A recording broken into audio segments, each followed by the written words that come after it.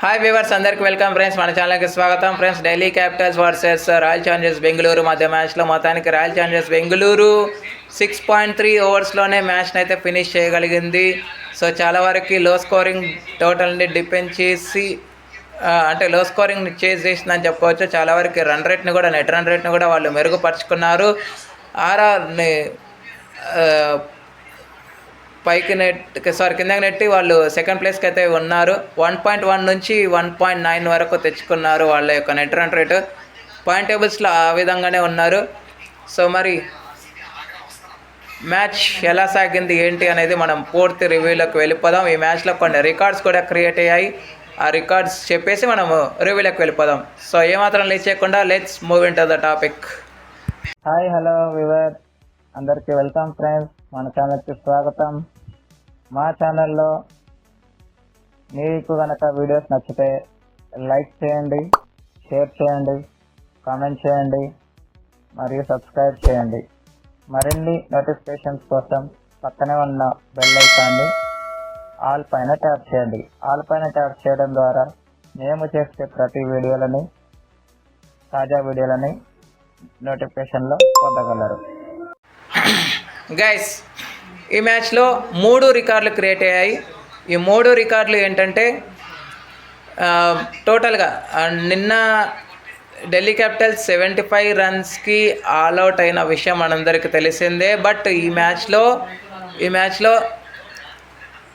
David Miller 19 runs చేసినప్పటికీ ఒక రికార్డుని నెలకొల్పాడు. 12,000 runs complete చేసుకున్నటువంటి బ్యాటర్స్ల లిస్ట్లో సౌత్ ఆఫ్రికాకి చెందిన వాళ్ళల్లో 3వ వాడుగా రికార్డు నెలకొల్పాడు. తనకంటే ముందు క్యూడికే ఉన్నాడు, 12,444 బాల్స్. ఆ తర్వాత ఈయన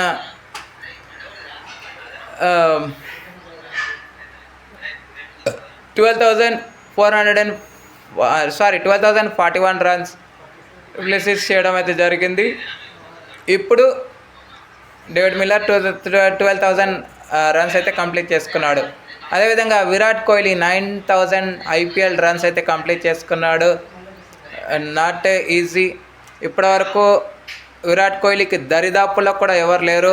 సెకండ్ ప్లేస్లో ఉన్నది మాత్రం రోహిత్ శర్మ 7,183 రన్స్ ఉండగా, శిఖర్ ధవన్ 6,569 రన్స్ ఇలా ఉన్నాయి.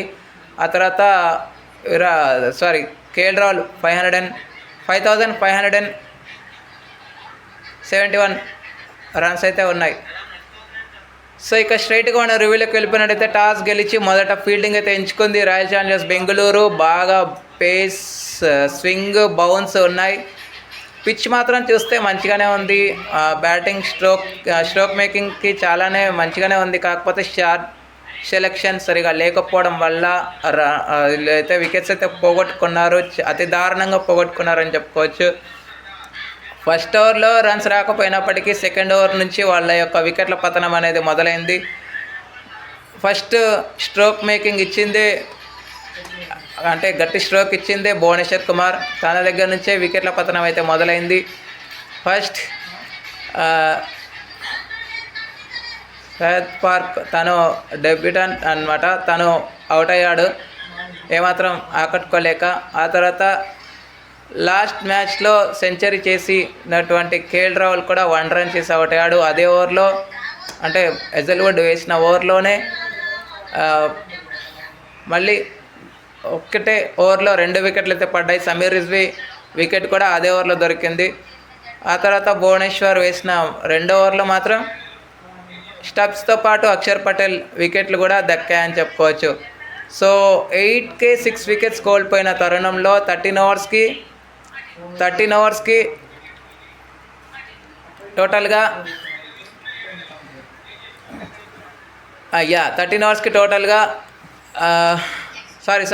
6 ఓవర్స్ పవర్ ప్లే ముగిసే సమయానికి టోటల్గా 13 లాస్ ఆఫ్ 6 వికెట్స్గా ఉండింది. ఈ టైంలో మంచి పార్ట్నర్షిప్ అయితే జరిగింది. కానీ ఆ పార్ట్నర్షిప్ డేంజర్గా మారుతుంది అనుకుంటున్న టైంలో మళ్ళీ వికెట్ ఎప్పుడైతే పడిందో డేవిడ్ మిల్లర్ది, ఆ తర్వాత కైల్ జెమిసన్ వచ్చి 12 రన్స్ చేశాడు. మిగతా వారంతా అడపదడప స్కోర్స్ అయితే చేశారు. బట్ ఒంటరి పోరాటం చేస్తున్నటువంటి అభిషేక్ పోరల్ 30 రన్స్ అయితే స్కోర్ చేశాడు 33 బాల్స్లో.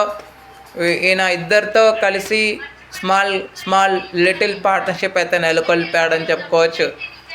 బట్ అవేవి కూడా ఢిల్లీ క్యాపిటల్స్కి కలిసి రాలేదనే చెప్పుకోవచ్చు.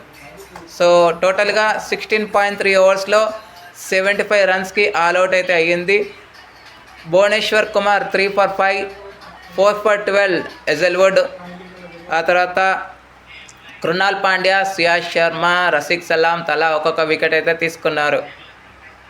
అనంతరం లక్ష్య ఛేదన ఆరంభించిన రాయల్ ఛాలెంజర్స్ బెంగళూరు మాత్రం 26 వరకు మంచి స్టార్ట్ వచ్చింది. బట్ 20 రన్స్ వేసి జాకబ్ బెథెల్ అవుట్ అయిన తర్వాత ఏ మొమెంటం అయితే పోయిందో ఆ మొమెంటంని ఎక్కడ కూడా మరో వికెట్ పడకుండా జాగ్రత్త పడుతూ అటాకింగ్ స్ట్రోక్స్తో అలరించారని చెప్పుకోవచ్చు. కైల్ జెమిసన్కి మాత్రమే వికెట్ వచ్చింది, ఎవరు కూడా విజృంభించలేకపోయారని చెప్పుకోవచ్చు ఢిల్లీ క్యాపిటల్స్ నుంచి.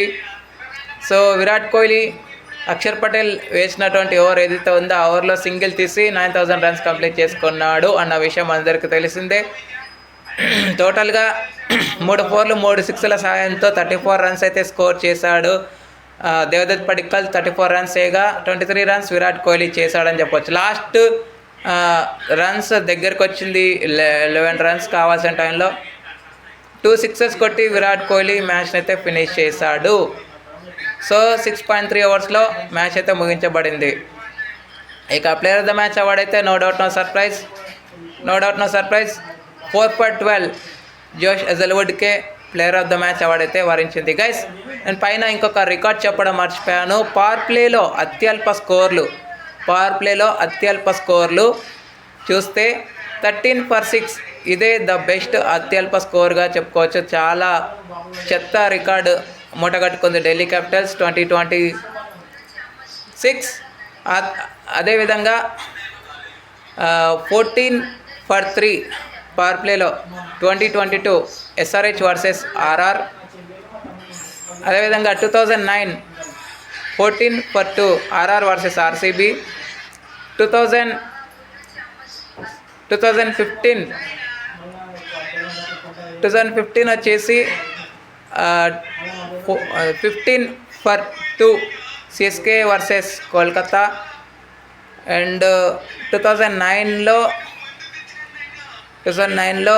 RR వర్సెస్ RCB చెప్పాను కదా. సో నెక్స్ట్ 2016లో మాత్రం 16 for 1 ఎవరితోనంటే Chennai Super Kings versus Delhi. ఈ విధంగా స్కోర్స్ అయితే నమోదయ్యాయి. 2011లో కూడా ఒకటి నమోదైంది. 2011లో 14 for 2 స్కోర్ అయితే నమోదైంది. సో ఈ విధంగా పవర్ ప్లే స్కోర్స్ అయితే అత్యల్ప స్కోర్లు రికార్డులు. అదేవిధంగా RCB ఒక రికార్డ్ అయితే క్రియేట్ చేసింది. RCB ఏం రికార్డ్ క్రియేట్ చేసిందంటే నిన్న మ్యాచ్ గెలవడం వల్ల 81 బాల్స్ మిగిలి ఉండగానే మ్యాచ్ గెలిచినటువంటి రెండవ టీంగా రికార్డు నెలకొల్పింది. అంతకంటే ముందు వరుసలో ఉన్న వాళ్ళల్లో ముంబై ఇండియన్స్ 87 బాల్స్ మిగిలి ఉండగానే మ్యాచ్ గెలిచింది. అగెన్స్ట్ 2008లో KKR పైన 68 టార్గెట్ అది. అప్పుడు 87 బాల్స్ మిగిలి ఉండగానే మ్యాచ్ని అయితే గెలిచింది. Okay guys, thank you. ఇక ఈరోజు match number 40 RR versus PBKS మధ్య మ్యాచ్ అయితే ఉంది. సో పంజాబ్ కింగ్స్ ఇప్పటివరకు జైత్రయాత్రని వాళ్ళు కొనసాగిస్తూనే వాళ్ళు వెళ్ళారు. ఇప్పటివరకు ఒక్క మ్యాచ్ కూడా వాళ్ళు ఓడిపోలేదు. మరి మొమెంటమ్ని వీళ్ళ యొక్క క్యాంపెయిన్ స్ట్రైట్ ఫార్వర్డ్ చేస్తూ వెళ్తుందా, లేకపోతే ఏమైనా స్ట్రోక్స్ RR ఇస్తుందా అనేది మీ ఒపీనియన్స్ని కామెంట్ బాక్స్లో కామెంట్ చేయండి. నాకు తెలిసైతే ఏదో విధిగా మొమెంటం అయితే ఉంటుందని నేను ఎక్స్పెక్ట్ చేస్తున్నాను guys. Okay, thank you friends. ఇలాంటి అప్డేట్స్ కోసం ఛానల్ని సబ్స్క్రైబ్, షేర్, లైక్, కామెంట్ చేయండి. మరొక అప్డేట్తో మేము ఉంటాను ఫ్రెండ్స్. అంతవరకు సెలవు, నమస్కారం.